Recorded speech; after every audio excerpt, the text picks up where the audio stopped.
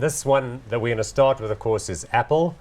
Of course, everybody knows their products, consumer electronics, the iPhone critically, but of course there is also the Mac range and then a whole lot of software type things like iTunes and associated products.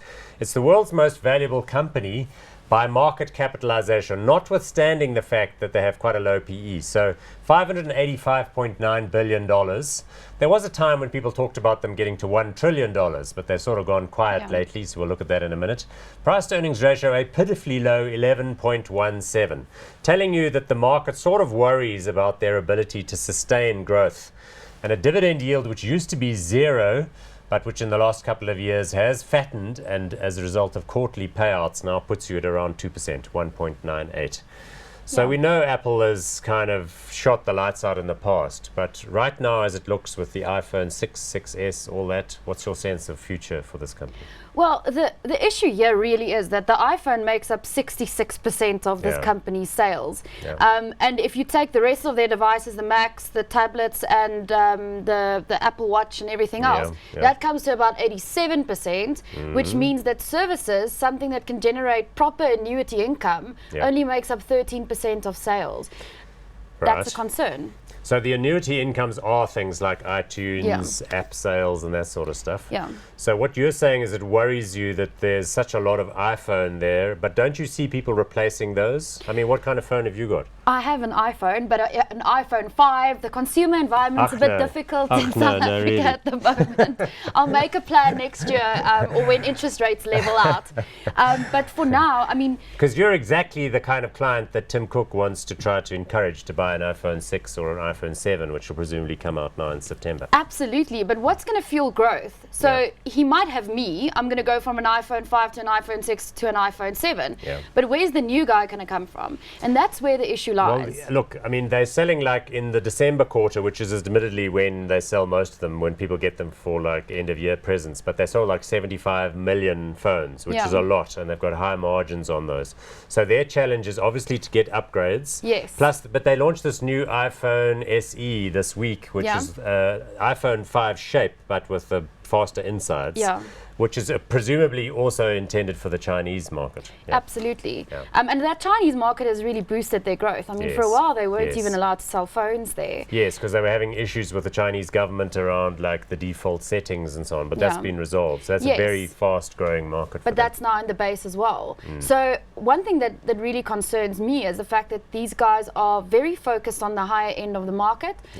Once cell phone or smartphone penetration kind of reach saturation levels in that market, they're going to have to start focusing on lower income markets, which is not really something that they want to do or really can do at this point in time. Because you're right. I mean, there is only, say, a layer of people in Africa, for example, that can afford an iPhone type of product. Everyone else is looking for an entry-level cell phone type market. But this is a brand with great cachet and which people do stretch themselves to afford. And we know that for young people, you know, they do these surveys. They say, what aspect of your life could you do without? Most people would rather be without a car than without an iPhone. Yeah, I think I've mentioned the statistics or the survey result once to you already. A millennial would rather give up their sense of smell than their phone. It's ridiculous. Well, I mean, I think that's perfectly logical. What the hell do you need your sense of smell for? I mean, just to taste. A cell phone, on the other hand, you really do need to stay in touch with your friends via Facebook. Yeah, I mean, you can take photos of your food instead of tasting it. Hang on, what you're saying is they would rather, but if you lose your sense of smell, you're right, your taste would be somewhat attenuated. I'll have to rethink this. Okay, look, the Macs sell well. The PE ratio is 12. So that's because people worry, and there's the share price. Excellent, I'm glad we put that back up, because there you see it gets to 130 dollars a share. It goes down with the whole market in the second half of 2015. It has had a bit of a rebound, 105. What do you think? I mean, is it hot or not? That's the issue. What will probably have to happen is we'll have to see if growth continues to come through strongly. At the moment, the inclination is to go with the majority of the market and be a little bit worried here. There hasn't really been a massive innovation coming from this company in a while. Tech is all about innovation. You talked about how you have to be with the winner all the time. So it would have to be a not for now. which I'm glad you pulled that face right then.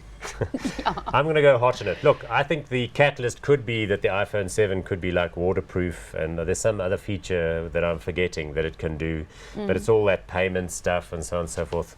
I mean, it just has to look a little bit different, so all of the rich people go and upgrade, right? Another 75 million of those in the pipeline. Any event, I think that share price is cheap enough, and all it does is one of those quarterly surprises. But we shall see. I give it to you that Chantal's analysis is valid. Right, let's go to the world's second most valuable company. And it was briefly, for a few days, the most valuable back like 3 or 4 months ago, but it's back in number 2 position now, and that is Google.